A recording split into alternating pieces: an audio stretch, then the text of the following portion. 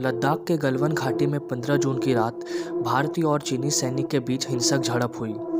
16 जून की सुबह खबर आई कि इस झड़प में भारत के 3 सैनिक शहीद हुए, लेकिन रात तक ये आंकड़ा बढ़कर 20 सैनिक हो गए और साथ ही ये भी बताया गया ये संख्या और भी बढ़ सकती है। और वहीं चीन के 43 सैनिक या तो मारे गए हैं या गंभीर रूप से घायल हैं। लेकिन सवाल ये आता है कि आखिर ये झड़प हुआ क्यों? तो दरअसल बात यह है कि दोनों देशों के बीच LAC पर काफ़ी दिनों से विवाद चल रहा था।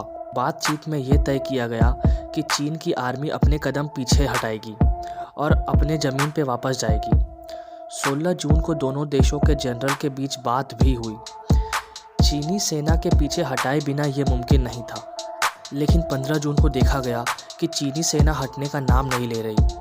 इसके बाद इंडियन आर्मी की एक टीम बिहार रेजिमेंट के जनरल संतोष बाबू के नेतृत्व में चीनी सैनिकों से बात करने गए। बातचीत के दौरान चीनी सैनिकों ने जानबूझकर स्थिति को बिगाड़ने की कोशिश की। दोनों सेनाओं के बीच बात हो रही थी कि उसी बीच चीनी सैनिकों ने भारतीय जवानों पर लाठी, डंडे, रॉड और कटीली तारों से हमला कर दिया।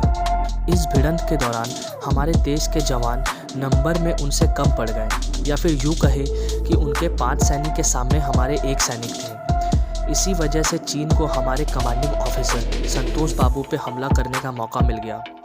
ये झड़प 3 घंटे तक लगातार चली। हमारे कमांडिंग ऑफिसर संतोष बाबू को काफ़ी चोटें आई। हालांकि हमारे सैनिक की मात्रा कम थी, लेकिन फिर भी उन्होंने चीनी सैनिकों को मुंह तोड़ जवाब दिया। लेकिन हमारे कमांडिंग ऑफिसर संतोष बाबू को काफ़ी ज़्यादा चोट आई, जिस वजह से वो वहीं शहीद हो गए। अभी हमारे देश के 11 से अधिक सैनिक की हालत गंभीर है और कुछ लापता भी हैं। बताया जा रहा है कि जैसे जैसे उनके बारे में पता चलेगा, हमारे घायल सैनिकों की संख्या भी बढ़ेगी।